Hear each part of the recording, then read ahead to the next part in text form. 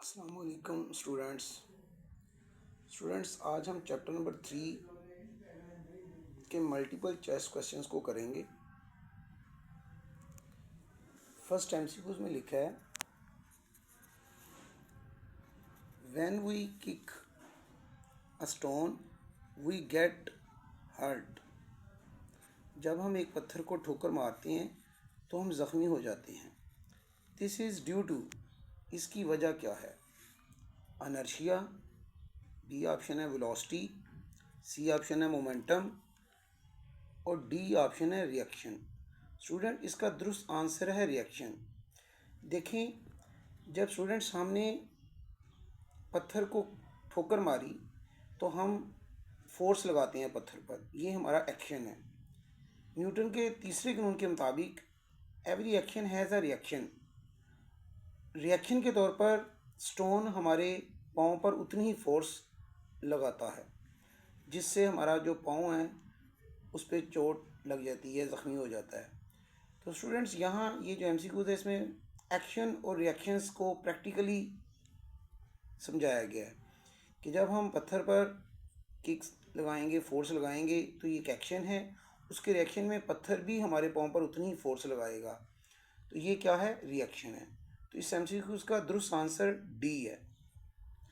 अब आगे बढ़ते हैं स्टूडेंट सेकंड एमसीक्यू की तरफ।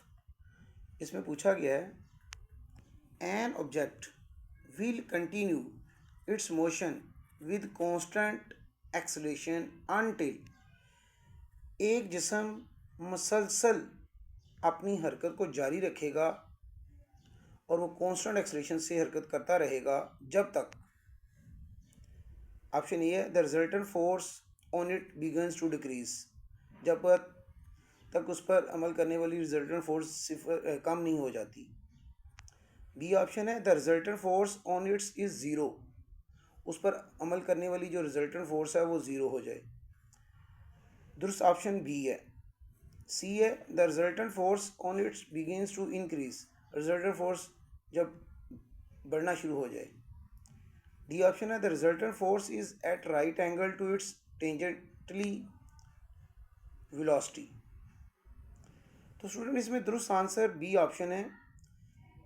हमने फर्स्ट लॉ ऑफ मोशन में पढ़ा है कि एक बॉडी कंटिन्यूसली अपनी मोशन को, यूनिफॉर्म मोशन को स्ट्रेट लाइन पर जारी रखती है जब तक उस पर कोई नेट फोर्स अमल ना करे। तो यहाँ जो नेट फोर्स है, रिजल्टेंट फोर्स है, वो उस पर क्या हो, ज़ीरो हो, तो वो बॉडी क्या करेगी, कांस्टेंट एक्सेलरेशन के साथ अपनी मोशन को कंटिन्यू रखेगी। तो ये MCQ first law of motion से रिलेटेड बनाया गया है। अब हम एमसीक्यूज नंबर 3 की तरफ बढ़ते हैं। Which of the following is a non contact force. Student पूछ रहा है कि ये नीचे 4 फोर्सेस बताई गई हैं, इनमें से कौन सी नॉन कंटैक्ट फोर्स है? ए है फ्रिक्शन, बी है एयर रेजिस्टेंस और सी है इलेक्ट्रोस्टैटिक फोर्स, डी है टेंशन इन द स्ट्रिंग। यहाँ दुरुस्त आंसर है electrostatic force, C option. Students देखें, नॉन कंटैक्ट फोर्स जो होती है ना, उसे हम यूँ डिफाइन करते हैं, the force between two objects. Non contact force is defined as the force between two objects which are not in physical contact, यानी दो चीज़ों के दरमियान फोर्स हो और उनका आपस में कोई फिजिकल कंटैक्ट ना हो, ऐसी फोर्स को हम उनके दरमियान जो है उसे नॉन कंटैक्ट फोर्स कहते हैं। तो स्टूडेंट, यहाँ पर जो करेक्ट ऑप्शन है वो है इलेक्ट्रोस्टैटिक फोर्स। अब फोर्थ एमसीक्यूज की तरफ बढ़ती हैं। इसमें लिखा है, a ball with initial momentum P hits a solid wall. एक गेंद है जिसका इनिशियल मोमेंटम पी है, वो एक सॉलिड वॉल, दीवार के साथ टकराती है, and bounces back with the same velocity, और जितनी वेलोसिटी से वो पहले मूव कर रही थी उतनी ही वेलोसिटी के साथ वापस मुड़ जाती है। It's momentum P dash after collision will be, इसका जो मोमेंटम है टकराने के बाद वो पी डैश कहता कितना होगा। अब एक गेंद थी, वो पी मोमेंटम के साथ एक गेंद से टकराती है, दीवार के साथ टकराती है। दीवार से टकराने के बाद जितनी वेलोसिटी से वो पहले मूव कर रही थी उतनी वेलोसिटी के साथ बाउंसिस बैक, वापस मुड़ जाती है। अब पूछता है उसका जो फाइनल मोमेंटम है पी डैश टकराने के बाद वो कितना होगा। तो स्टूडेंट्स देखिए, मैं आपको इसे बताता हूँ डायग्राम के ज़रिए। स्टूडेंट ये देखिए, हमारे पास ये बॉल थी, इसका मैस सपोज कर ले m था, इसकी वेलोसिटी v थी, v वेलोसिटी से ये मूव कर रही थी, इस तरह इसका मोमेंटम हो गया p। अब सामने ये दीवार है, अब ये यहाँ से मूव करते जाके यहाँ हिट करती है, टकराती है। तो टकराने के बाद ये रीबाउंस हुई, बाउंस बैक हुई, वापस पलट जाती है। अब ये देखें, इसका पहले मोमेंटम था p और फाइनल मोमेंटम p डैश कितना हो जाएगा, वो भी इक्वल टू p ही होगा, लेकिन उसके साथ नेगेटिव का साइन आएगा, क्योंकि हमने लॉ ऑफ कंजर्वेशन मोमेंटम में पढ़ा है कि before collision and after collision जो मोमेंटम होता है वो इक्वल रहता है। इसका मतलब अगर उसका पहले मोमेंटम p था तो बाद में क्या p डैश, ये मोमेंटम दोनों क्या होंगे, इक्वल होंगे। लेकिन स्टूडेंट साथ में माइनस का साइन आएगा, क्योंकि देखें पहले बॉल जब मूव कर रही थी उसकी वेलोसिटी थी और उसकी डायरेक्शन टूवर्ड्स ईस्ट सपोज कर लें थी। जब वो वॉल से हिट की तो वो पहली वाली वेलोसिटी की अपोजिट डायरेक्शन में मूव कर रही है, इस डायरेक्शन में, तो उसकी वेलोसिटी की डायरेक्शन चेंज हो गई। उसके साथ हमने माइनस का नेगेटिव का साइन लगा दिया।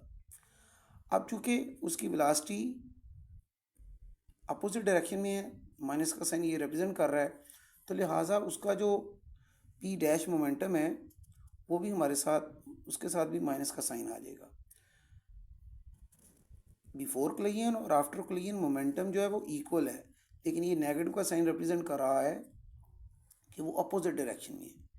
तो यूँ स्टूडेंट्स, हमारे पास जो ऑप्शन करेक्ट है वो बनेगी B option, P dash is equal to minus P. Student अब हम एमसीक्यूज नंबर 5 को करते हैं। A particle of mass m moving with a velocity v,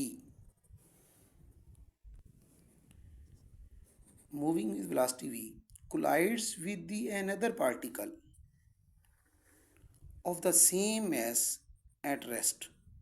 The velocity of the first particle after collision is, कहता है एक particle है जिसका मैस m था, वो v वेलोसिटी के साथ मूव कर रहा है, वो एक दूसरे पार्टिकल के साथ टकराता है, कोलाइड करता है।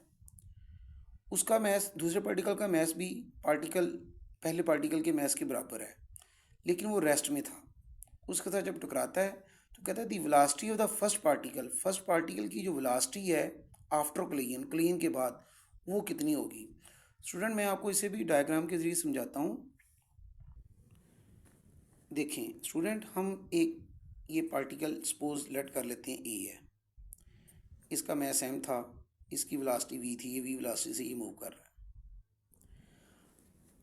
अब हमारे पास एक और पार्टिकल है, सेम मैस है m b, ये रेस्ट में है, इसकी वेलोसिटी 0 है। अब ये वाला पार्टिकल a जो है पार्टिकल b के साथ कोलाइड करता है, ये दिखाया है। क्योंकि ये रेस्ट में था, ये वेलोसिटी v के साथ मूव कर रहा था, तो ये इसके साथ आके हिट करेगा, टकराएगा। अब टकराने के बाद क्या होता है स्टूडेंट, टकराने के बाद जो पार्टिकल a है वो रेस्ट में आ जाएगा, जबकि पार्टिकल b जो है वो पार्टिकल a की वेलोसिटी के साथ आगे की जानी मूव करना शुरू कर देगा। जैसा कि इस तस्वीर में मैंने दिखाया कि पार्टिकल a रेस्ट में हो गया, उस वजह से उसकी वेलोसिटी 0 हो गई, और पार्टिकल b जो था वो पार्टिकल की a की वेलोसिटी के साथ उतनी वेलोसिटी से आगे का मूव करना शुरू हो गया। तो स्टूडेंट उसने एमसीक्यू में पूछा था कि पार्टिकल जो फर्स्ट पार्टिकल ए है उसकी वेलोसिटी आफ्टर क्लीन कितनी होगी, तो उसकी वेलोसिटी क्या हो जाएगी, ज़ीरो हो जाएगी। तो देखिए इसमें फिर ऑप्शन ए, बी, सी और डी में से करेक्ट ऑप्शन बनी सी, यानी उसकी वेलोसिटी क्या हो गई फर्स्ट पार्टिकल की आफ्टर क्लीन ज़ीरो हो गई। अब हम स्टूडेंट 6 एमसीक्यूज की तरफ बढ़ते हैं। इसमें लिखा है conservation of linear momentum is equivalent to, first option है Newton's first law of motion, B option है Newton's second law of motion, C option है Newton's third law of motion, और फोर्थ वन है D option none of these. अब देखिए conservation of linear momentum जो है वो इक्वल होता है Newton's third law of motion के। कंजर्वेशन ऑफ लीनियर मोमेंटम में हमने पढ़ा है कि two or more than two interacting bodies, दो या दो से ज़्यादा चीज़ें जो आपस में टकराती हैं उनका टकराने से पहले और टकराने के बाद जो मोमेंटम है before collision and after collision momentum remains constant, momentum क्या होता है, कांस्टेंट रहता है। तो Newton's third law of motion में भी हमने पढ़ा है कि action and reaction are the forces equal in magnitude but opposite in direction, यानी ये जो एक्शन और रिएक्शन वाली फोर्सेस हैं इनकी मैग्नीट्यूड क्या होती है, रिमेन्स कांस्टेंट होती है। तो कंजर्वेशन मोमेंटम में भी इनिशियल मोमेंटम और फाइनल मोमेंटम क्या होता है, इक्वल होता है। सो यहाँ दुरुस्त ऑप्शन जो है वो स्टूडेंट सी है, सी को आप टिक करेंगे। अब हम 7th एमसीक्यूज को करते हैं। इसमें पूछा गया है an object with a mass of 5 kilogram, एक 5 किलोग्राम का मैस है, moves at constant velocity of 10 metre per second, वो 10 मीटर फी सेकंड की वेलोसिटी से क्या कर रहा है, मूव कर रहा है, ये उसकी इनिशियल वेलोसिटी है। A constant force then acts for 5 seconds on the object, जिस्म पर 5 सेकंड के लिए एक फोर्स अप्लाई की जाती है, लगाई जाती है, and give its a velocity of 2 metre per second in the opposite direction, जिसकी वजह से ऑब्जेक्ट में की जो वेलोसिटी है वो 2 मीटर पर सेकेंड हो जाती है, उसकी डायरेक्शन इनिशियल वेलोसिटी के अपोजिट है। The force acting on the object is, object पर अमल करने वाली फोर्स कितनी होगी। अब स्टूडेंट मैं आपको इसे डायग्राम के ज़रिए समझाता हूँ। ये स्टूडेंट देखें, हमें उसने ऑब्जेक्ट जो मूव कर रहा था उसका मैस बताया था 5 kg, और उसकी जो इनिशियल वेलोसिटी थी वो 10 मीटर पर सेकंड थी। टाइम हमें बताया 5 सेकंड, 5 सेकंड के लिए उस पर एक फोर्स लगाई, फोर्स के लगाने से स्टूडेंट उस ऑब्जेक्ट की जो फाइनल वेलोसिटी थी वो 2 मीटर पर सेकंड हो गई, लेकिन उसकी डायरेक्शन चूँकि अपोजिट थी, वेलोसिटी की डायरेक्शन चेंज हो गई है, तो इसके साथ नेगेटिव का साइन लगाएंगे। नेगेटिव साइन रिप्रेजेंट कर रहा है अपोजिट डायरेक्शन को। अब उस पर फोर्स कितनी लगाई है ये हमने फाइंड आउट करना है। अब हमने पढ़ा है कि ये जो फोर्स है अप्लाइड फोर्स वो इक्वल टू है rate of change of momentum के। Rate of change of momentum जो है वो होता है M into V F minus V I over T. अब हमारे पास मैस एम की वैल्यू थी 5 किलोग्राम, फाइनल वेलोसिटी की वैल्यू थी -2 मीटर पर सेकेंड, ये माइनस एज इट आ गया, और इनिशियल वेलोसिटी थी 10 मीटर पर सेकेंड, और टाइम की वैल्यू थी 5 सेकेंड। अब हम -2 और -10 ऐड हो गए तो -12 हो गया।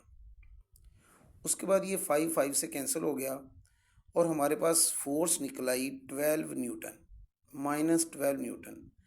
अब स्टूडेंट फोर्स की मैग्नीट्यूड तो है 12 न्यूटन, और ये जो नेगेटिव का साइन है, negative sign indicates that the force act in the opposite direction to the initial velocity, यानी उस ऑब्जेक्ट पे जो हम फोर्स लगा रहे हैं, माइनस का साइन ये रिप्रेजेंट कर रहा है कि वो उसकी इनिशियल वेलोसिटी के अपोजिट डायरेक्शन में लगाई गई थी, और उसकी मैग्नीट्यूड कितनी थी, 12 न्यूटन।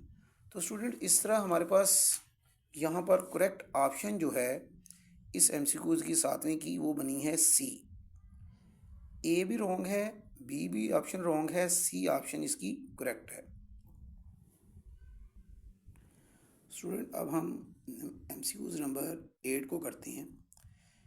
इसमें पूछा है a large force acts on object for a very short interval of time.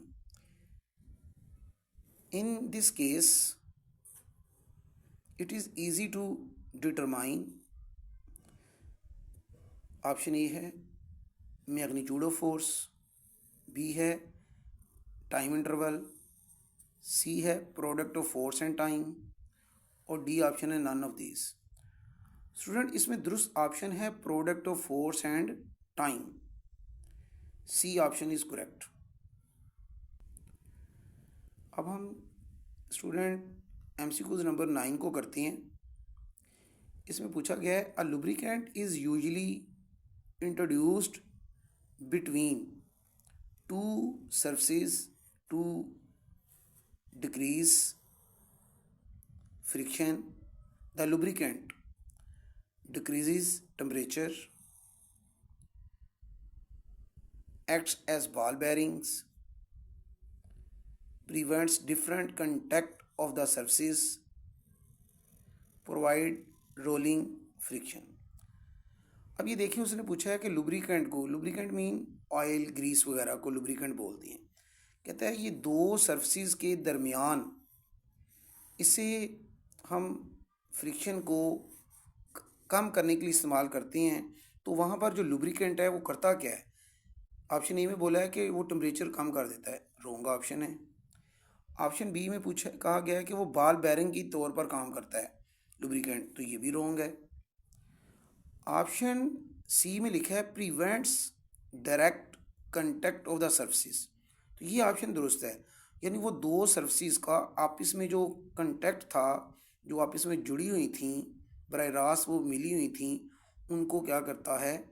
रोकता है, आपस में दोनों को मिलने से रोकता है लुब्रिकेंट जो है। ऑप्शन डी है प्रोवाइड्स रोलिंग फ्रिक्शन, लुब्रिकेंट जो है वो रोलिंग फ्रिक्शन प्रोवाइड करता है, ये ऑप्शन भी गलत है। तो दुरुस्त ऑप्शन स्टूडेंट यहाँ पर है prevents direct contact of the surfaces. तो आई होप स्टूडेंट्स आज आपको चैप्टर नंबर 3 के ये तमाम एमसीक्यूज़ की अच्छे तरीके से समझ आ गई होगी। उम्मीद करता हूँ आपको किसी भी किस्म की कोई डिफ़िकल्टी अब इनको समझने में नहीं होगी। डियर स्टूडेंट्स, नेक्स्ट हम चैप्टर नंबर 4 के एमसीक्यूज़ को करेंगे। आपसे रिक्वेस्ट है कि आप मेरे चैनल को सब्सक्राइब करें और बेल आइकन को प्रेस करें, मेरी वीडियोस को लाइक करें, ताकि आइंदा मेरे चैनल पे जो नई वीडियोस मैं अपलोड करूं चैप्टर नंबर 4 और डिफरेंट फिज़िक्स के टॉपिक से रिलेटेड, उनकी नोटिफिकेशन आपको मिल सकें। ओके, जज़ाकल्लाह।